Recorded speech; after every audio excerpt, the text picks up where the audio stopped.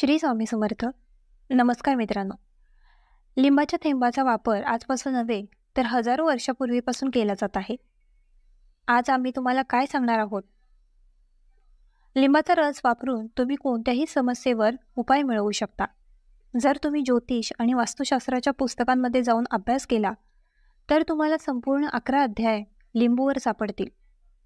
याचा अर्थ नोकरी मिळवण्यासाठी तुम्ही लिंबाचा वापर कसा करू शकता, तुमचा व्यवसाय चालवण्यासाठी लिंबू तुम्ही कसे वापरावे, आणि जर तुमच्या शत्रूचा तुमचा नाश करायचा असेल तर तुम्ही तुमच्या शत्रूचा लिंबू वापरून कसा नाश करू शकता. तुमच्या घरात नकारात्मक ऊर्जा आहे, दुष्ट शक्ती आहेत, हे सर्व काढून टाकण्यासाठी लिंबू हा रामबाण उपाय कसा मानला जातो, हे सर्व तुम्हाला वास्तुशास्त्र आणि ज्योतिषशास्त्राच्या पुस्तकांमध्ये आढळेल.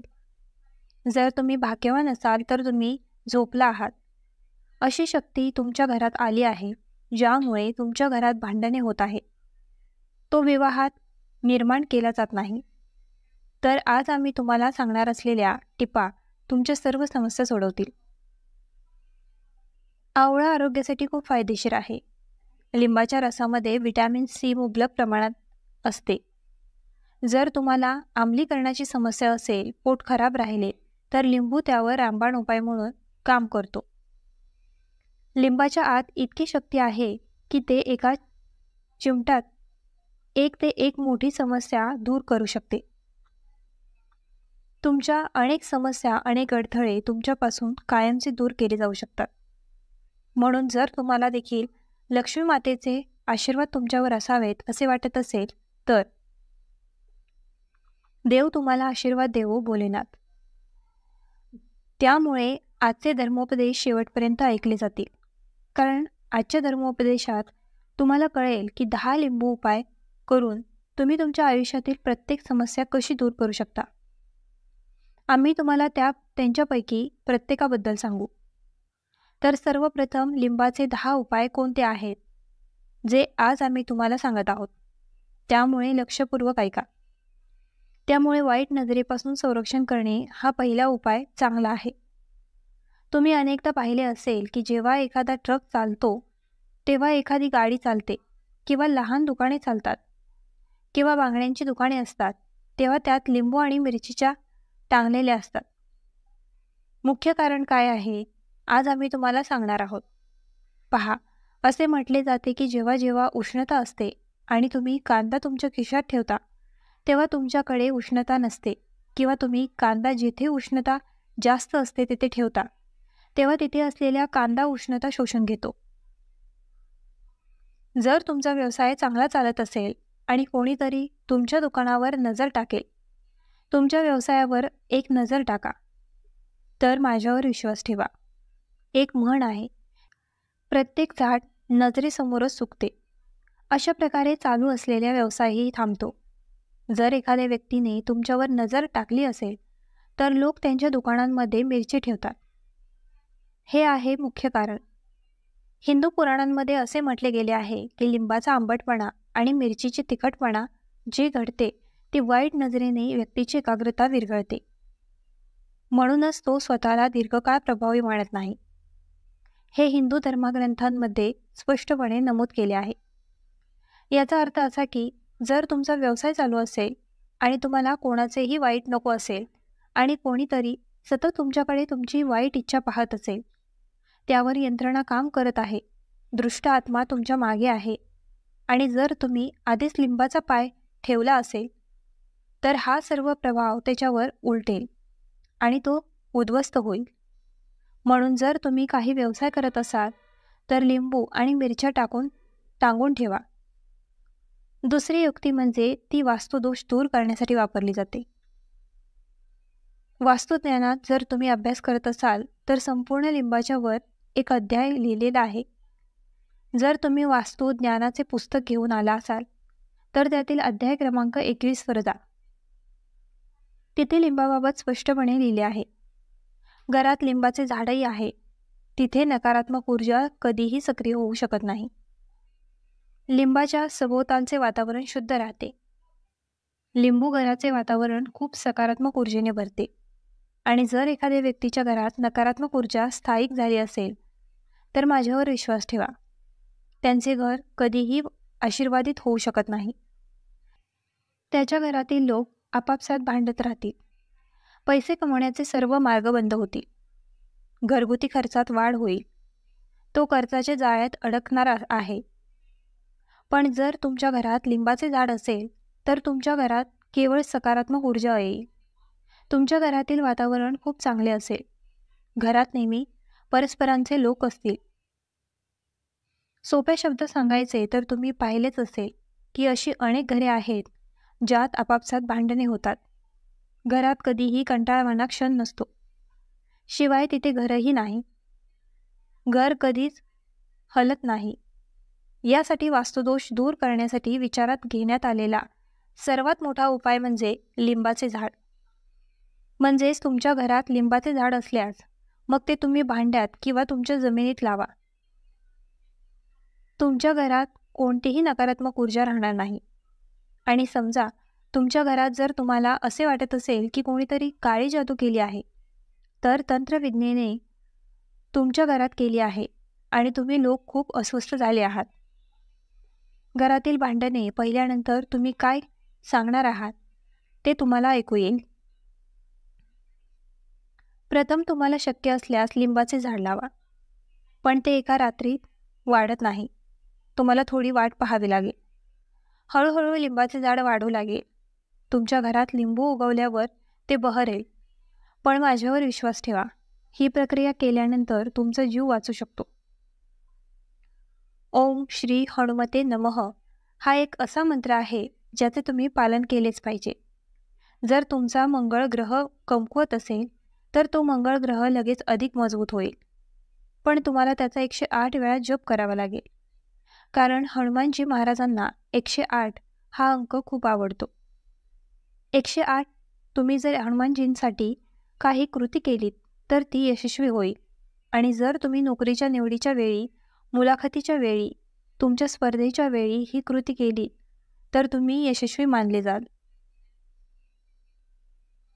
7वी पायरी म्हणजे आजारांपासून मुक्त होणे. तुम्हाला हा अध्याय वास्तुज्ञानाच्या 41व्या पानावर आढळेल. म्हणजे समजा तुमच्या घरात एखादी आजारी व्यक्ती आहे जी औषधं घेत थकली आहे. तो रुग्णालयात गेला आणि त्याची प्रकृती सुधारत नाही.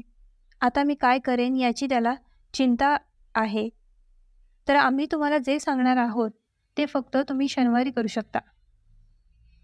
शनिवारी तुम्हाला जे करायचे आहे ते म्हणजे 7 वेळा रुग्णाकडून लिंबू काढून घेणे.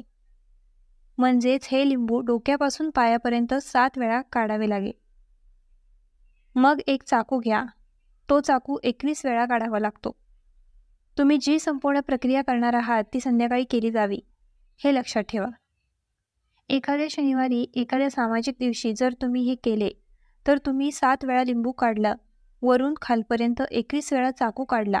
आता तुम्हाला त्या चाकूने त्या लिंबाचे 4 तुकडे कापावे लागतील आणि एका चौरस्त्यावर जावे लागेल जिथे 4 मार्ग आहेत. उजवा हात, मागे आणि पुढे.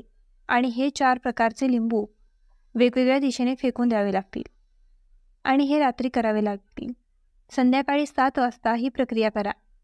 9 पर्यंत हे लिंबू घ्या आणि फेकून द्या.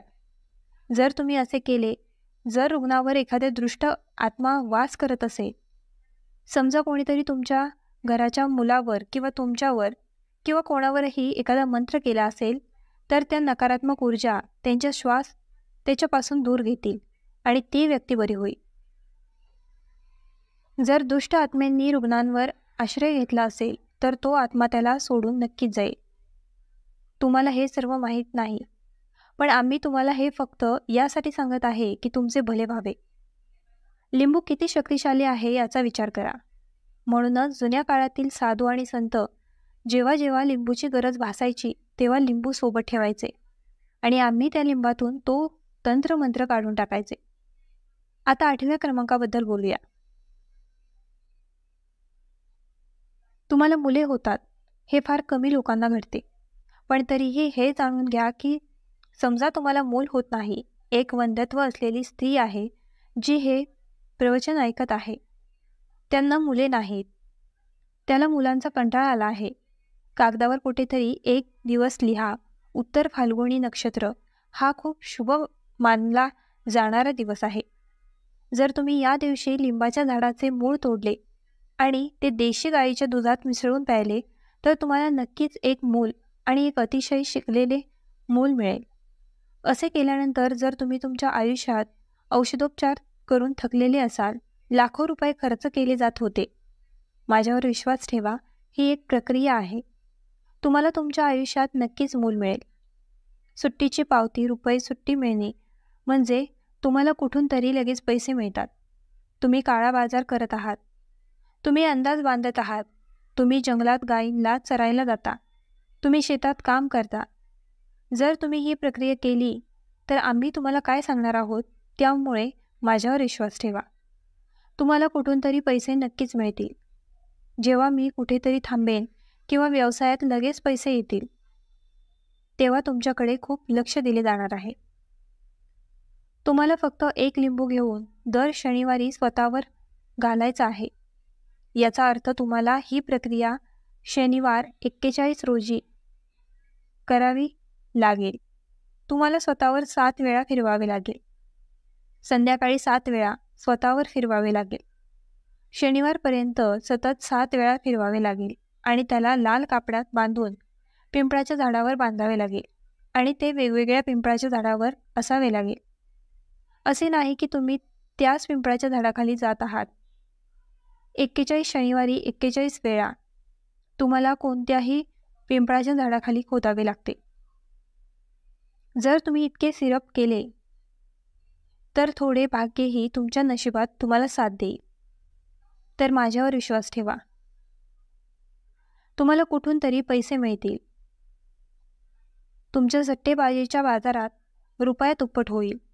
तुम्ही काम करत आहात, तुम्हाला त्यांच्यापैकी कोणाकडूनही कमिशन मिळेल. काहीतरी घडेल. तुमची मालमत्ता इतक्या मोठ्या प्रमाणात विकली जाईल की तुम्हाला माहीतच नव्हते. जर तुम्ही उद्या 41व्या शनिवारी लिंबू तुमच्यावर 7 वेळा फिरवत राहिलात आणि हे पिंपळाच्या झाडाखाली पुरत राहिलात तर असे होईल. त्यामुळे तुम्हाला पैसे मिळतील याची खात्री आहे. यावर विश्वास ठेवा. आता मृत्यू टाळणे हा उपाय आहे. तुम्हाला माहिती आहे, त्याचप्रमाणे जर लोक प्रवासात जात असतील तर बरेच लोक प्रवासाचे काम करतात. बरेच लोक घरून कामावर जाण्यासाठी गाडीने प्रवास करतात.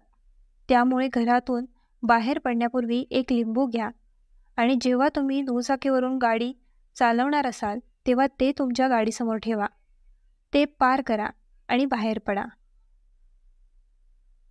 लिंबाचा रस पूर्णपणे विरघळू द्या. समजा त्या दिवशी जर तुमच्यावर कोणत्याही प्रकारचा अपघात लिहिला गेला, अशी कोणतीही अप्रिय घटना लिहिली गेली तर ती टाळली जाईल. या सर्व गोष्टी तुम्हाला वास्तुज्ञानात मिळतील आणि तुम्हाला कुठेही कळणार नाहीत.